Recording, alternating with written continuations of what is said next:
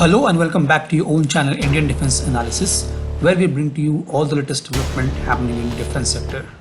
On 20th January 2021, the UR Rao Satellite Center URSC of Indian Space Research Organization ISRO invited proposal for three-phase development of a 100-watt radioisotope thermoelectric generator or RTG. An RTG or a radioisotope thermoelectric generator, also sometimes called RITEG, is a type of nuclear battery that uses an array of thermocouples to convert the heat released by the decay of radioactive material into electricity by Seebeck effect. Now this type of generator has no moving parts. RTGs have been used as a power source in satellites, space probes and uncrewed remote facilities such as series of lighthouse built by Soviet Union inside the Arctic Circle. RTGs are usually the most desirable power source for unmaintainable situations that need a few hundred watt or less of power for duration too long for fuel cells, batteries or generators to provide economically and in places where solar cells are not practical. The safe use of RTGs requires containment of the radioisotopes long after the productive life of the unit. The expense of RTGs tend to limit their use to niche application in rare or special situations. USRC, which is ISRO's lead center for design, development, fabrication and testing of all Indian-made satellite, the center envisions use RTG for power generation and thermal management of ISRO's deep space missions, with plans of setting up a space station and launching the first Indian human space flight missions, Gaganyaan, the Indian Solar Observatory Aditya L1, the second Indian Space Telescope XPOSat, Mangalyaan 2 to Mars, Chandrayaan 3 as a re-attempt to land on Moon, and the Venus Orbiter mission Shukrayaan. ISRO has embarked on a monumental journey of exploring remote and challenging environments. It has been told the world that India does not want to be a nascent space player anymore. Against this backdrop, the decision to invest in nuclear thermal propulsion (NTP) appears inevitable. RTGs are not new, but the use of nuclear energy for launching rockets has been long given up. Though small nuclear-powered rovers like US Perseverance have been in use, RTGs was first used in space during Cold War 1961 for the US Transit 4A mission. Since then, erstwhile Soviet Union had launched over 24 nuclear-powered space objects. However, budget constraints, complicated designs, progress in alternative sources of energy and possibility of escalation of the Cold War led to the curtailment of nuclear propulsion projects. Now as the space frontier importance and desire to make new scientific discoveries is increasing, the nuclear power source have come into spotlight once again.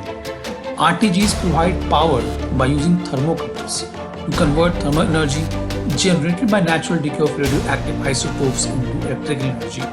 They are highly reliable and maintenance-free, as the absence of moving parts in thermocouples reduces the chances of failure and wear out. Nuclear-propelled rockets are more fuel efficient and lighter than the chemical rockets. Hence, they would travel further and faster and would shorten the trip time.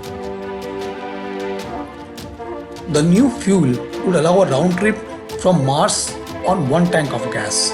What would take years would take only months now. This would also prove beneficial for human space travel.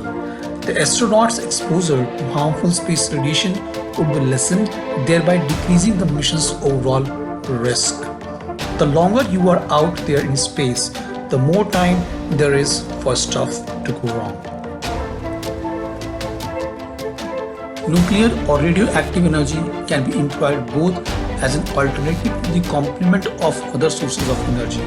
This is seconded by former ISRO chairman A.S. Kiran Kumar, who called RTG futuristic. RTGs are unmatched alternative to solar power. Solar power is not an option of first space where objects mean to operate on the dark sides of the planets where sunlight is obscured. Its intensity is inversely proportional to the square of distance between the celestial body and the sun. Hence, space objects sent too far off missions requires an alternative sources of energy. RTGs are independent of solar proximity and planetary alignment. This characteristic would help in minimizing the constraint like the launch window and the scientists have to operate within. More crucially, the current research is focused on developing radioisotope thermal electric systems which can provide thrust for interplanetary travel only, thereby complementing the chemical rocket thrusters that launch these spacecraft beyond the low Earth orbit. Even with ever-mentioned advantages over conventional energy sources, nuclear space reactor is still controversial due to the inherent safety challenges. There is a risk of radioactive contamination with a rocket explosion, disintegration or re-entrance into the atmosphere. However, with the highest standard of safety, keeping in mind both humans and the environment are adopted, such risks can be minimized. A Seattle-based company, Ultra-Safe Nuclear Technologies (UNSC Tech), claimed to have designed an NTP engine that could protect crew from being exposed to radioactive particles during the flight. After the re-entry of nuclear-powered Cosmos 954 in the atmosphere in 1978, the United Nations Office of Outer Space Affairs (UNOSA) adopted principles relevant to use of nuclear power sources in outer space, which recognize that for some missions in outer space, nuclear power sources are particularly suited or even essential owing to their compactness, long life and other attributes. It allows the use of nuclear reactors and radioisotope generators to operate on interplanetary missions and insufficiency high orbits. ISRO, adhering to this commitment to the principle, has explicitly mentioned in January document that the unit should be able to resilient to any pre-launch or post-launch explosion so that not to cause any nuclear contamination in the environment. While chemical rockets open the door, nuclear energy would take humanity deeper into the space. This was today's update. Please let us know what is your views about these in comment section. Feel free to post your comments and suggestions about any topic related to defense sector on which you want to hear from us. With this, I would like to say goodbye and Jai Hind friends. Please like and subscribe our video if you have not done already. We'll be soon back with more interesting and amazing development happening in defense sector.